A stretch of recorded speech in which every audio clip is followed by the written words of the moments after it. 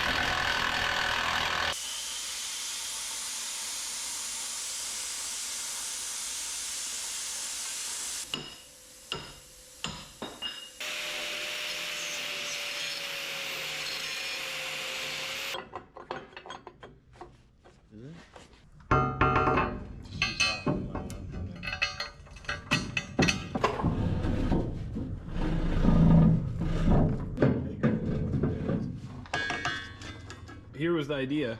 So this is 3/8 thick.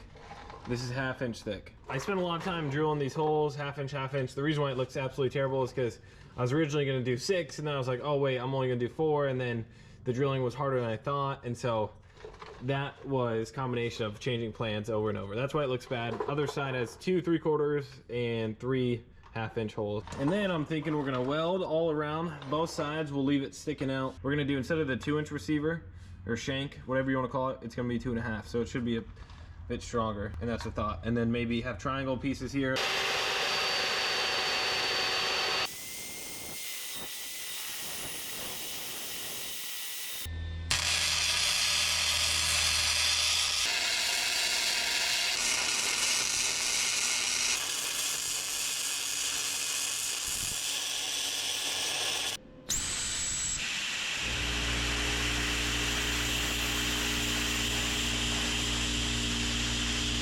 This right here, the side plate bending because the excess force getting pulled on it this way. That's why I went with 1/2 inch side plate, and then at 3/8 cross member 5x5 inch. This looks pretty thin, and I don't see any real reinforcement. Now, he doesn't drop as low as I do. It's pretty close, and he did do some angle iron there. Later in the video, you're gonna see me do gussets like this all around, trying to strengthen as much as I can, do a spine in the back. So if you guys have any tips or tricks or feedback that you would have done differently, let me know in the comments. I'm always open to feedback and learning.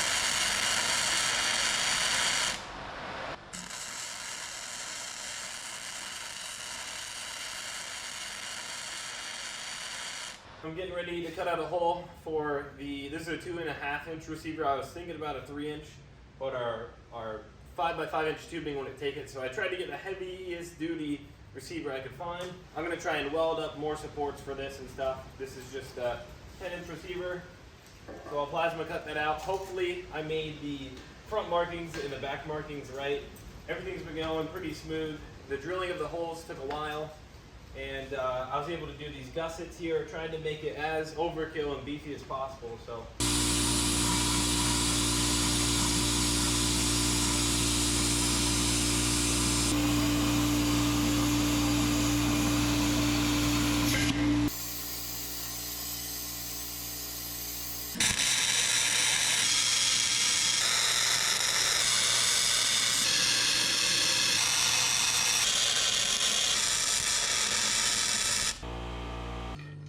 Okay, Ron, I'm sure everybody knows who you are. Tell us a little bit about yourself, though. So, Ron Trader with Hartung Family Farms. Yes, my last name is not Hartung. That does happen a lot. But yeah, so we farm in eastern Iowa, right along the Mississippi River. We farm corn, soybeans, and cattle are our three main products we produce on the farm. But then I also, on my full-time job, I also work for John Deere, where I'm a product development engineer on combines. So if you guys have heard of the X9 combine, which it's a small combine that Deere produces, I kind of know a thing or two about it. Nice, nice. Well, yeah. If this goes bad, you're the engineer here, so sure. We can blame it on you. That's true. So like, do I have to have this, do I sign off on this because I got the engineering? Like, yeah. So if it breaks, you guys can call me and then sue me? Exactly. Really, I had a couple tips and Spence was, oh yeah, I thought about that, so I did this, that, and the other, and I was like, wow, nice job. He's got it. Especially for his first time. Yeah. So I think the game plan is we're gonna carry over the hitch. We have 2 jacks set up here. We're gonna put it on the hitch, and then Spence says it's a tight fit, so we're gonna have to keep jacking it up right along here. Run all the bolts in. Should be good. They're going. Oh wow! I don't know if I could have done that any better. Only off by an inch. Yeah, I did these first, the side plates, and then cut out one side, slid it in. So I built the sides. Okay. Built the sides, bolted the sides.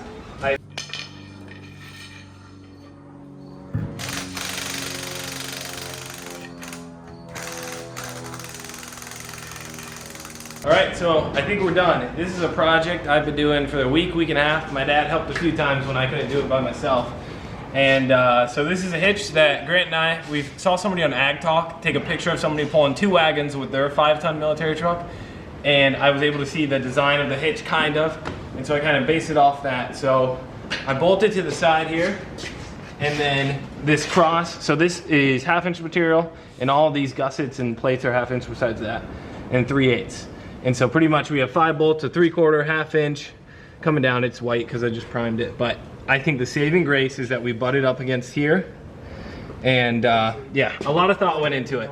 With using this thicker material, I pushed my welder to the max, and on the important welds, I went over it like 3 or 4 times. So I had a root pass and filled it in. Anyway, if it works, that'd be good. If it doesn't, we're gonna do some stress tests before we go on the road, and we'll just play with it in the field for a few days before take it down the road and stuff. But so Ron, the engineer's thinking the weak point's gonna be the swing going into it, most likely. Bending. Yeah, just because you're going to be putting your load so far away from where it's fixed. So the farther away you are from your fixing point to your load point, you're going to create more of a moment. So it's going to want to bend these side sheets or something like that. But yeah, it looks pretty good. It's engineer approved, so it's probably going to fail. Just kidding. There we go.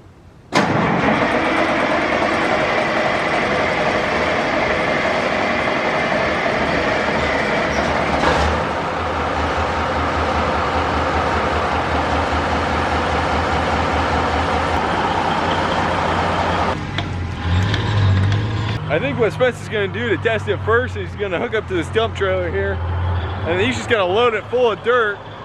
That's like 25,000 pounds, probably 20,000 pounds, and just see how the hitch handles it. We'll just be all off-road, so he can tell if it's kind of weak or breaking or anything like that.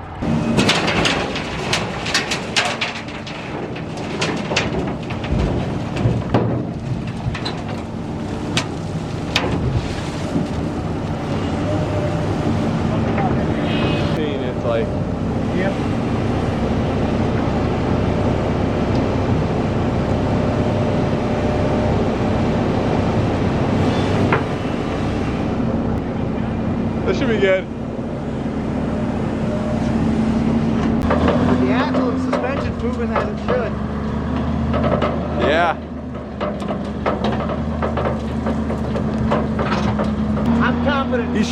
He should try going real fast and yanking on the brakes. Yeah. I was thinking the same thing. We'll see how the hill does. Yeah. If this breaks, this is gonna be a little rough for us. So this is more downforce or tongue weight. This is way more tongue weight we're ever gonna experience with the wagons, because the wagons have a front and a rear axle, and the front axle is a steer axle. And so, yeah, the biggest thing is the sheer weight of all the grain in it pushing forward and back. So, but this is a great test. I think this is a good test, and we're going rough off-road. This will be kind of like field conditions. Didn't even move. Yeah. Solid. You should. Yeah.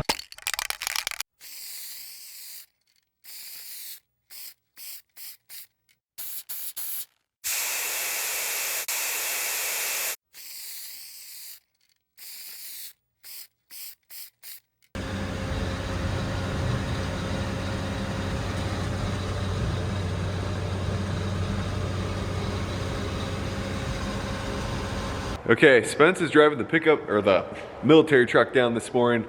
I'm gonna get the combine ready to go here.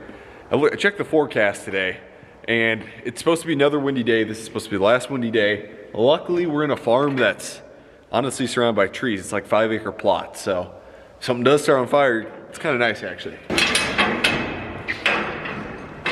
We have to check oil in there, go through the filters. I gotta grease the rear axle, grease the feeder house reverser up there, and then this thing needs fuel bad, so we'll fill it up with fuel.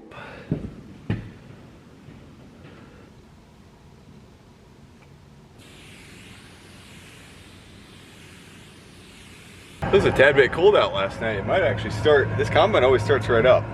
We'll see how she does.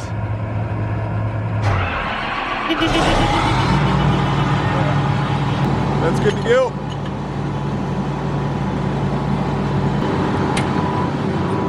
We'll get all these started here today, so that way when my dad comes, this is ready to go. So Spence is gonna be running the truck if the truck works. Dad's gonna be running the tractor. We should be able to get a lot done today if we have 2 guys run wagons.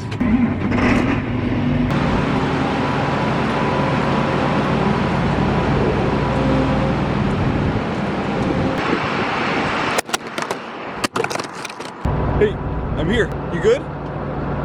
Can I get a medic? I really probably should have been greasing while I was filling up. I need to get my logistics down better. Come on, Grant.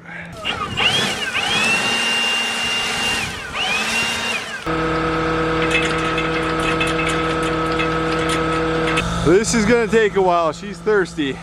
Okay, we're gonna get heading down the road here. We got a 12-mile drive and it's probably gonna take us 30-35 minutes, I'm guessing here.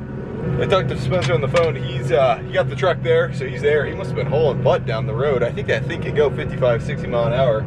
So we drove it back from Minnesota, and he got there he got back to the shed pretty quick. So yeah, they'll be coming back and grabbing the wagons back there.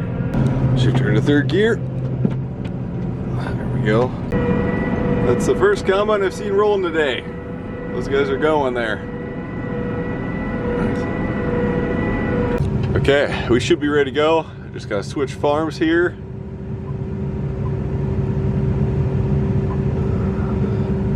And this corn, I'm really curious to see how wet this is. We got a good frost, which would have killed it off, but it was pretty darn green a week or 2 ago, so I'm afraid it might be a little wet. We'll see.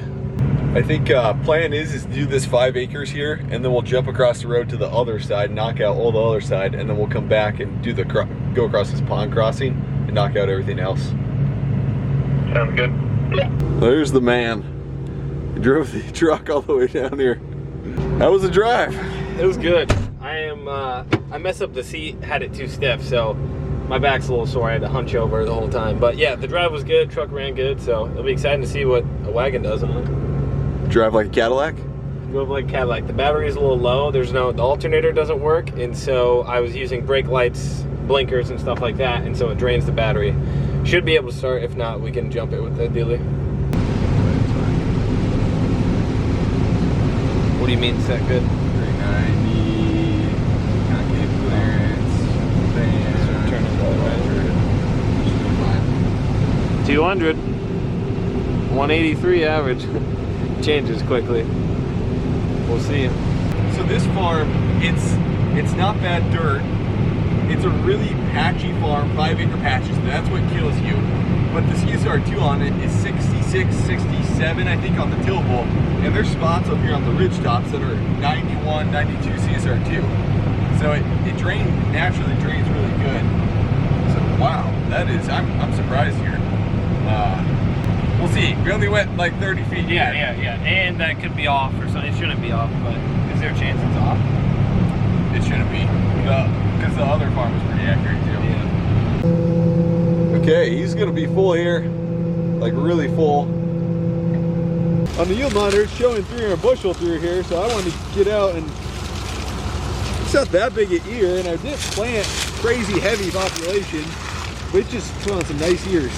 The thing that saved us through this area is we got a lot of rain late, like real late, and it saved us. And I think what saved us also is this corn it felt like 10 days behind compared to the corn that I field cultivated and did tillage ahead of us. This stayed really far behind.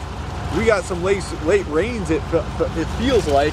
August 3rd, you know, we got like 1.5 inches here, and then August we got a ton of rain. And I think the late rain really put a lot of, I'm guessing the test weight's really good on this corn. This is just, I'm just so shocked here. Everything looks really clean too. Yeah, I was noticing that.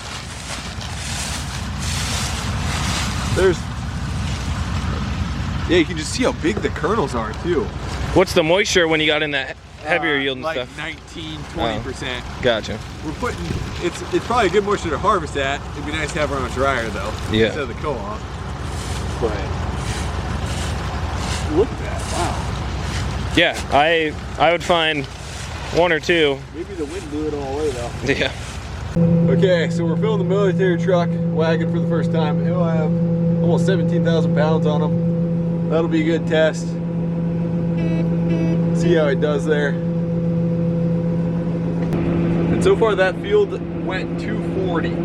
I am just shocked, especially with having end rows like that. Like our load yield, because I didn't have to do the end rows, was 272 right there. Unless my yield, maybe my yield monitor's off or something. It wasn't on the other farm the other day we were combined, but maybe this farm is different. So Spence and Dad are out practicing, seeing if they can get the hitch to break. They got a wagon full here. We did figure out though that our yield monitor was 6% high. So whatever less than 6% is, so the field was averaging 240 across there, so whatever less than 6% is. So I'm trying to run a calibration now. Got my hopes up a little too much, but still I'm really impressed still, even at 6% lower. Okay, we got the wagons full already, and I'm just gonna sit in the combine basically for an hour or so. Instead, I'm just gonna ride with Spence. He's only got 17,000 pounds on him. This kind of test, see how it pulls.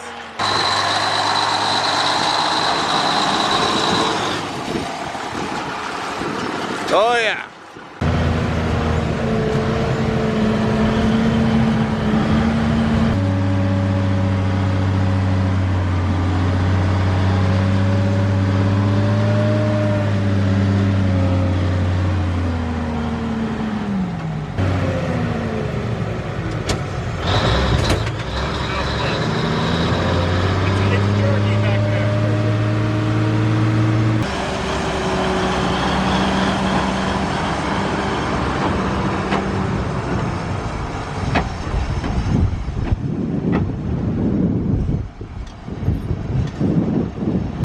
Everything looks good there. Okay, we made it back.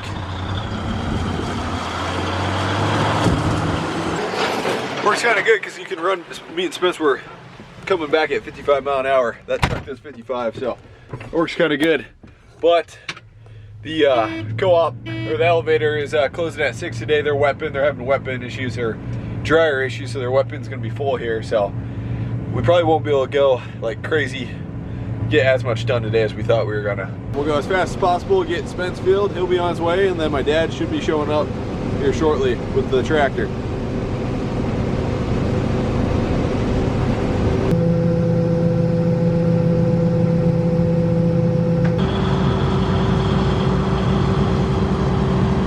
There he goes, off into the sunset.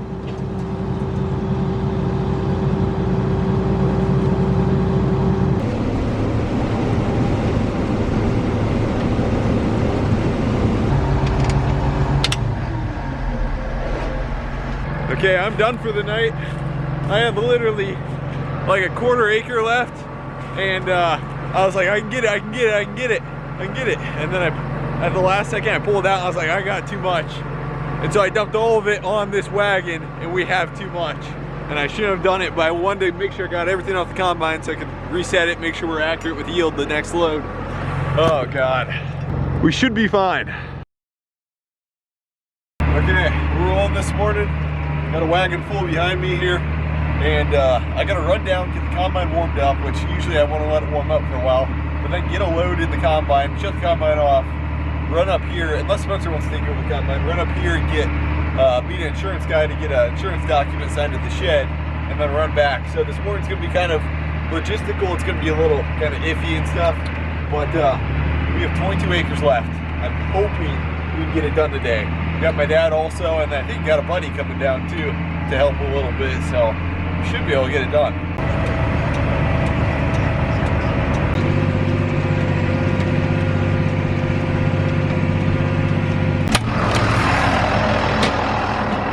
I learned the hard way last year. You always park your combine facing east, facing the sun. That way when there's frost, when the sun comes up, as long as you don't get started too early, it'll melt the windshield right off.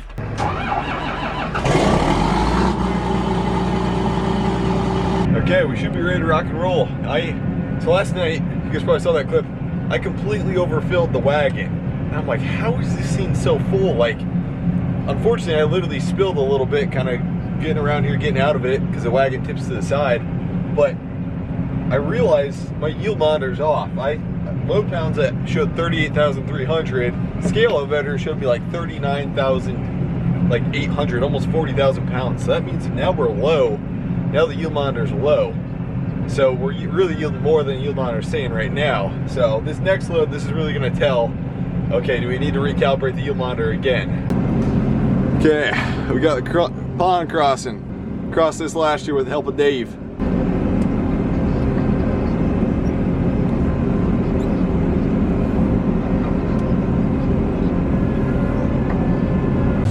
Really not much loss at all across here. That's super good. Finding maybe a half per square foot. Okay, so Spence is running the combine. I had to go sign insurance and then pick up this guy, Ben, the Snap-on guy. Yeah. So Ben's a mechanic by trade. Yep. So if anything breaks, we got him here and stuff. He's from my hometown and stuff. So me and Spence are pretty good friends with him. You a red or green guy? Ooh, that's hard. I don't know. I like both. There we go.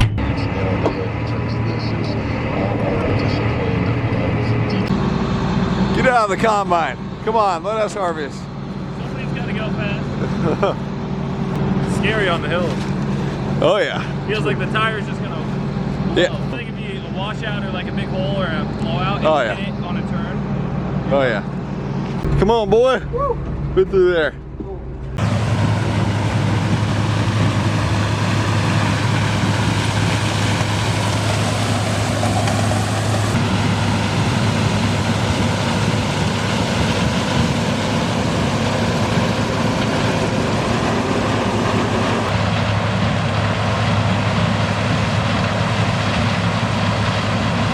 Hey Grant, I could be wrong. I believe you left a few corn stalks standing tall. I don't know. Maybe I'm just seeing stuff.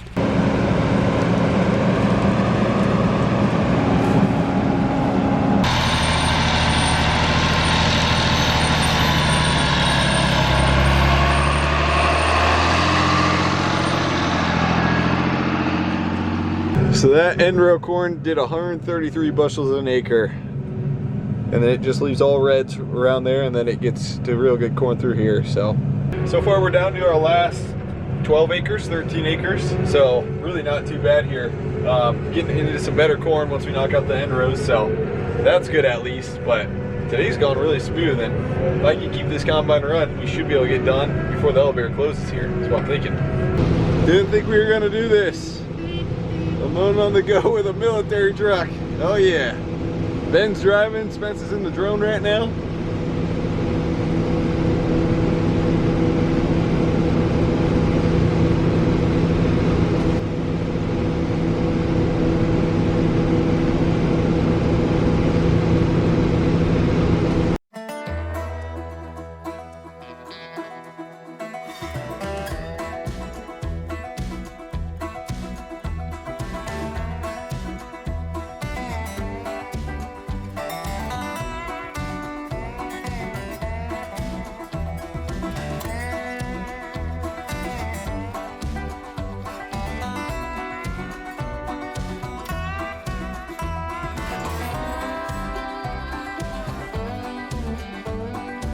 How was it, Ben? Nice. It's a little harder when the road's kind of went that angle and I didn't know. What way to go? Keep my line straight, but at the same time I needed to turn. Yeah, yeah. rows of this farm here. So it didn't do as good as I thought it was gonna do, unfortunately. It seemed like right when Ben showed up, corn started getting bad. But It's true. but no, we'll see. I think the yield monitor is off a tad bit. It's low now, so we're gonna see how it did. And then we have 80 acres of corn on corn left to do, so there's still a lot to do.